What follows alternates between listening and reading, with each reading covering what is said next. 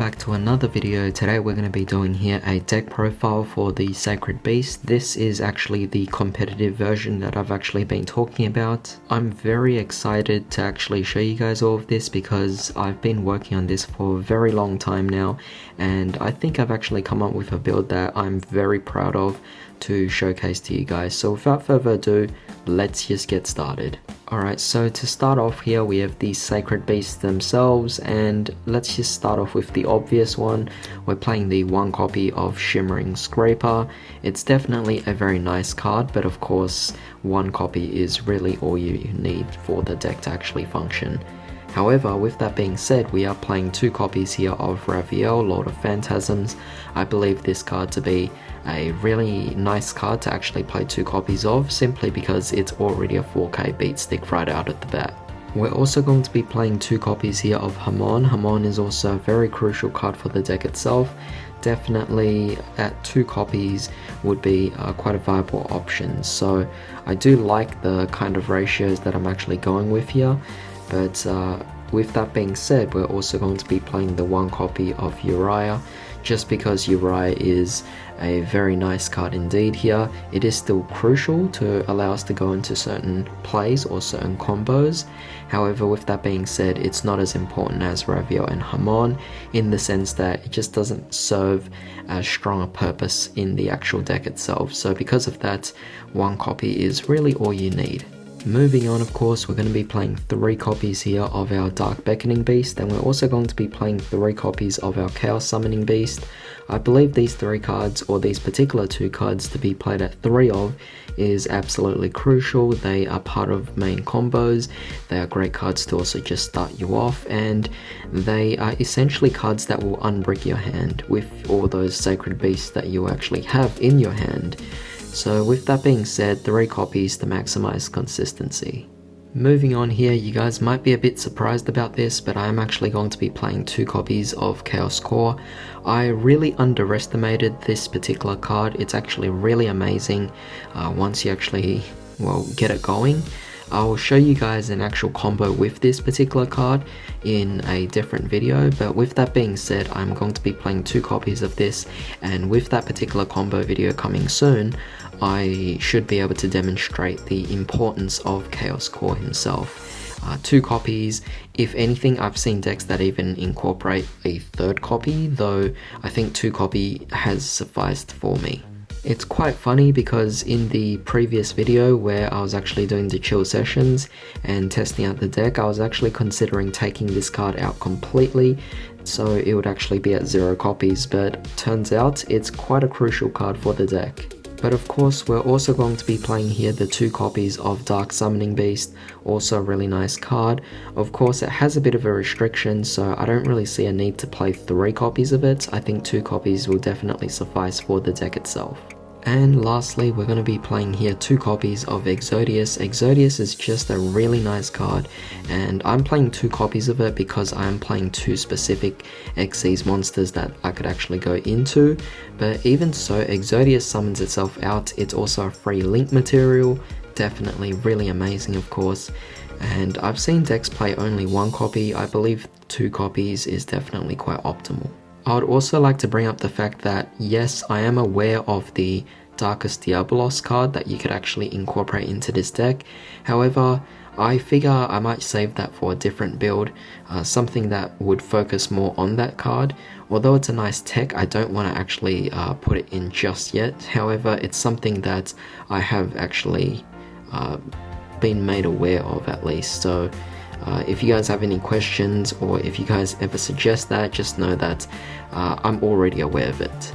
Alright, so moving on to spells, we're obviously going to be playing three copies here of Opening of the Spirit Gates, one of the most crucial cards in the deck, and you just really want to open up with this card because it just gets you to your combo pieces. Of course, we're also going to be playing here two copies of Cerulean Skyfire, a really nice card. Two copies is more than enough for the deck itself.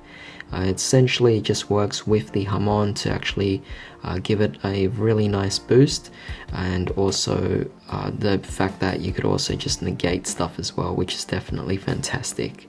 Of course, we can't forget about Fallen Paradise. I'm playing 2 copies in this particular build. I don't really see any purpose in playing any more than that. However, with that being said, 2 copies is definitely very nice. It just protects your Sacred Beast, but also allows you to draw 2 cards, and I think it's just a great way to help recover your resources.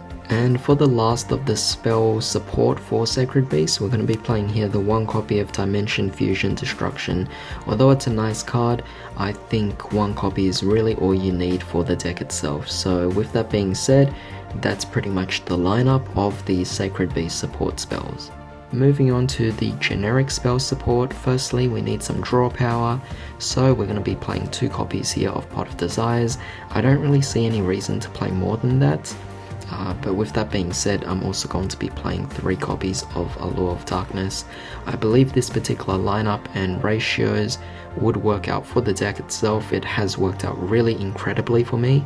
So with that being said, definitely let me know how you guys could actually adjust this particular lineup. But I would not play any of the other pot cards, so Pot of Extravagance is not really a good card to go into for this deck because the extra deck can actually be utilized, and there's also the new card as well, which I don't even remember the name of. I think it was Pot of Disparity or something, but also not really a card that you want to be using. I think Pot of Desires definitely does the job in this particular manner.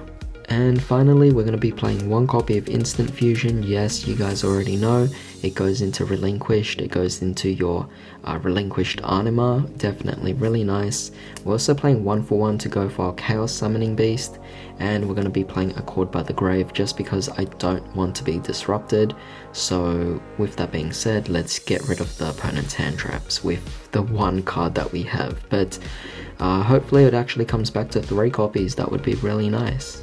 So of course, moving on to trap cards, we're going to be playing 3 copies here of Awakening, definitely really nice. Just being able to negate the activated effects of your monsters that your opponent controls is definitely something well worth playing 3 copies of here. We're also going to be playing 1 copy of the Hyperblaze. I just believe these 2 particular cards work really well for the deck. Hyperblaze, you don't really need any more copies than that. It's really just the 1 copy that can give you a bit of a boost. And finally, we're going to be playing here 2 copies of Escape from the Dark Dimension. You could definitely play 2 copies of Different Dimension Reincarnation. The only issue is I don't have that card, or at least I can't find that card. If I actually did have it, then I would actually take out these 2 and put in the Different Dimension Reincarnation instead, which is a spell card that's so much faster than this particular card. But yeah, if you guys wanted to also play Skill Drain, that would also be an option. I just don't have a copy of Skill Drain, but I would definitely add in a Skill Drain. So you could take out 1 copy of this, put in a Skill Drain, and you would actually be able to work things really well here. Alright, so now let's move on to the extra deck. We have over here our new armor tile, which is definitely very fantastic, of course, from Phantom Rage. We also have over here our original armor tile, the Chaos Dragon, also really amazing. You could actually go into a combo with this really easily, so I'll show you that in a combo video, but for now, just know that this is the ratios we have. Of course, I'm also playing the Instant Fusion, you guys already guessed it. I'm playing Millenniumize to negate monster effects, and we're also playing Anima as well. So you could potentially take a lot of your opponent's monsters, definitely really nice.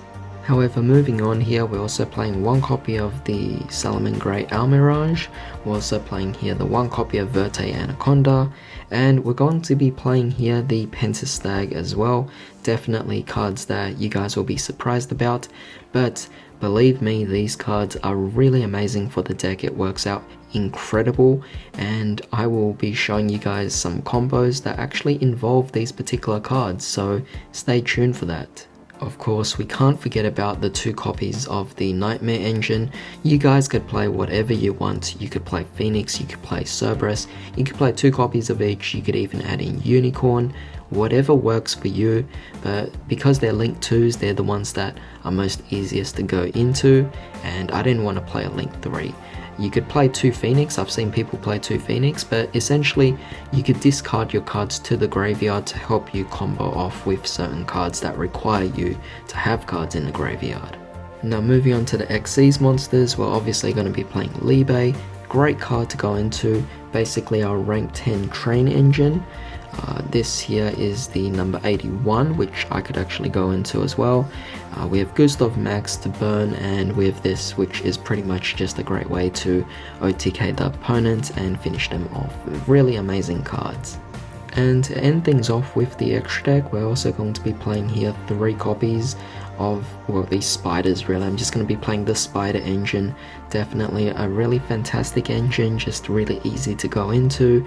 And if you just want that simple 4K beat stick, then I just have this right off the bat. And sometimes you just don't have the requirements. Sometimes you have a Uriah on the board and you have Exodius, so they don't have any attack power, right? But if you overlay those two, then you could actually go into your 7 sins. So it's kind of like a, how should I say it? It's a backup option, and you actually have the extra deck space to spare. However, if you don't want to play these particular cards, feel free to take them out and put in whatever utility link cards you actually want to in the deck.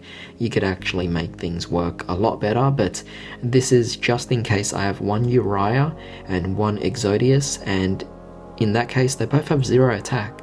So overlay them, go for 4th beat stick, and that would be fantastic. And finally we have our tokens, obviously just a standard in the deck, it's kind of expected anyway. But with that being said, I hope you guys enjoyed this particular deck profile. If you did, definitely drop a like, share, subscribe, hit the bell notification, it really means a lot to me. And if you have any questions, don't hesitate to contact me on any of my other social media. I'm always available to talk whenever you actually need to. You could also just put some suggestions as well as to what cards you want to see in these particular decks. And yeah, that's pretty much all good. But I hope you guys have a fantastic day. I will see you all next time.